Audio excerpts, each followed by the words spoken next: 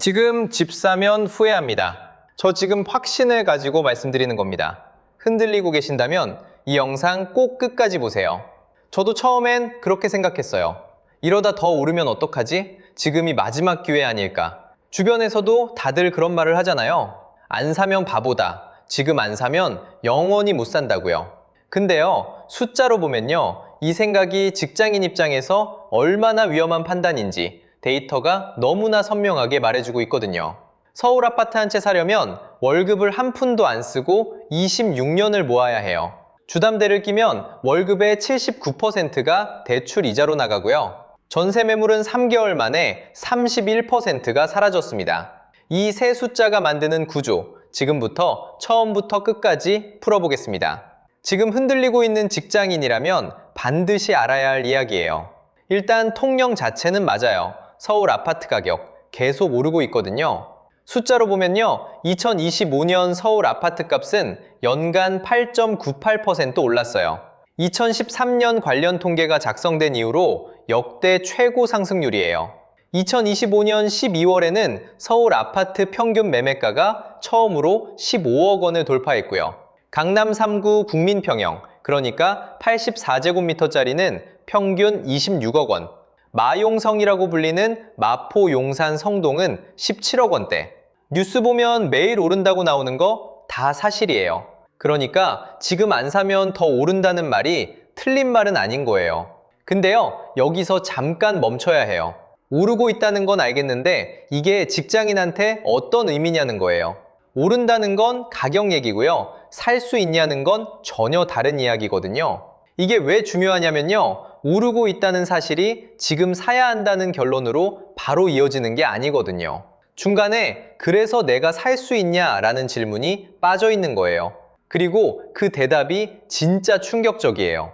자, 여기서 핵심인데요. 이 가격을 실제로 직장인 월급으로 살 수 있냐 없냐의 문제로 바꿔보면 어떻게 되는지 숫자로 보면요. PIR이라는 지표가 있어요. 소득 대비 주택가격 비율인데요. 쉽게 말하면 월급을 한 푼도 안 쓰고 모으면 집 한 채 사는데 몇 년이 걸리냐를 보는 수치예요. 숫자로 보면요, 서울의 PIR이 13.9배예요. 서울 아파트 평균이 15억 원이고요. 서울 근로자 월 평균 임금이 420만 5천 원이에요. 연봉으로 하면 약 5,046만 원이고요. 15억 나누기 5,046만 원, 딱 떨어지게 계산하면 약 26년이에요.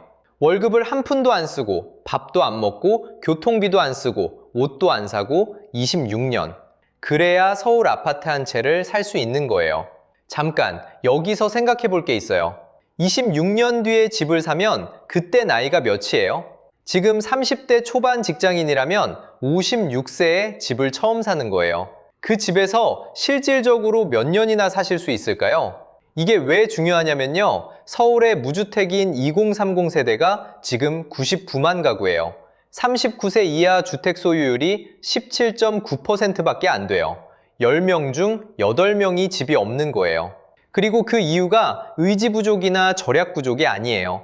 수합적으로 살 수가 없는 구조인 거예요. 그러면 대출 끼고 사면 되지 않냐고 하실 수도 있어요. 맞아요. 그게 현실이니까요. 근데 그러면 이야기가 더 심각해집니다. 대출을 끼면 어떻게 되는지 숫자로 보면요, 대출을 끼고 사는 것, 현실적으로 어떤 상황인지 한번 계산해 볼게요. 숫자로 보면요, 지금 5대 은행 주담대, 집 살 때 빌리는 대출 금리가 2026년 4월 기준으로 상단이 7.02%예요.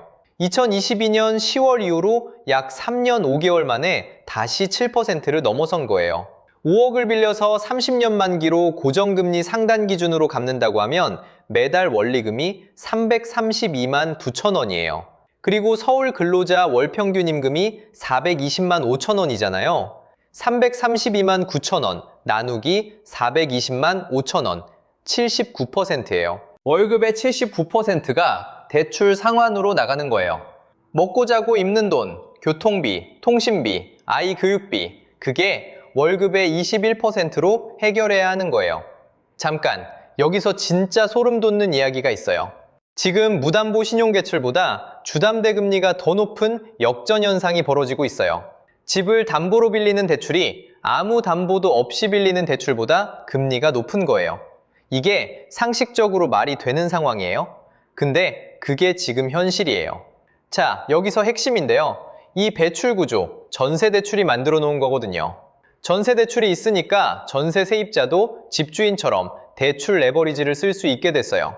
전세 수요가 폭발하고 그게 다시 매매 수요로 이어지면서 집값을 밀어올린 거예요. 집값이 올랐으니 더 많이 빌려야 하고 더 많이 빌리니까 금리가 오르고 금리가 오르니까 월 상환액이 늘어나는 구조예요. 이 사이클에서 직장인 실수요자가 제일 마지막 타자가 되는 거예요. 그런데 진짜 문제는 따로 있어요. 공급이 줄어들고 있으니까 지금 사야 한다는 논리, 이게 과연 맞는 말일까요? 공급이 줄면 집값이 오른다. 그러니까 지금 사야 한다. 이 논리, 틀린 말은 아니에요. 숫자로 보면요. 서울 B아파트, 빌라나 연립, 다세대 같은 소형주택 준공 물량이 2018년에는 3만 5천 가구였는데요. 2025년에는 4,680가구로 쪼그라들었어요. 86.1% 급감이에요. 거의 씨가 말라버린 거예요. 서울 아파트 입주 물량도 2025년 4만 2천 가구에서 2026년 2만 9천 가구로 31.4% 줄었어요. 서울 전월세 매물도 3개월 만에 4만 4천 건에서 3만 건 밑으로 31.1%가 사라졌고요. 전세는 61주 연속 올라가고 있어요. 맞아요. 공급이 줄고 있는 건 팩트예요. 근데 여기서 역설이 있어요. 참새를 다 잡아서 메뚜기가 찬 거라는 건 알겠어요. 근데 메뚜기 잡겠다고 지금 그 논에 뛰어드는 게 답일까요? 공급이 부족하다는 건 이미 시장 가격에 다 반영돼 있어요. 15억이라는 가격 자체가 그 공급 부족을 이미 포함하고 있는 거거든요. 이게 왜 중요하냐면요. 공급이 줄어드니까 사야 한다는 논리는 이미 가격에 반영된 공포를 다시 한번 지불하는 거예요. 그리고 2027, 2028년 전세 대란 2차 파고가 올 때 그 집 팔고 나가야 할 상황이 오면 그때는 어떻게 되는 거죠? 자, 여기서 핵심인데요. 공급 부족이 사실이라고 해서 지금 당장 사는 게 정답은 아니에요. 사야 하는 사람이 있고 절대 사면 안 되는 사람이 있어요. 그 기준을 명확히 드릴게요. 정리해보면 이렇습니다. 오늘 3가지 숫자를 보셨어요. PIR 13.9배, 월급으로 26년, 주담대 7%, 월급의 79%가 이자, 전세 매물 31% 급감. 이 세 숫자가 지금 서울 부동산이 직장인한테 어떤 구조인지를 선명하게 보여주고 있어요. 시장이 무조건 나쁘다는 게 아니에요. 이 구조 안에서 내가 어디에 있는지를 먼저 보셔야 한다는 거예요. 이 세 숫자를 이제 내 상황에 대입해 보셔야 해요. 지금 집 사면 절대 안 되는 케이스가 있어요.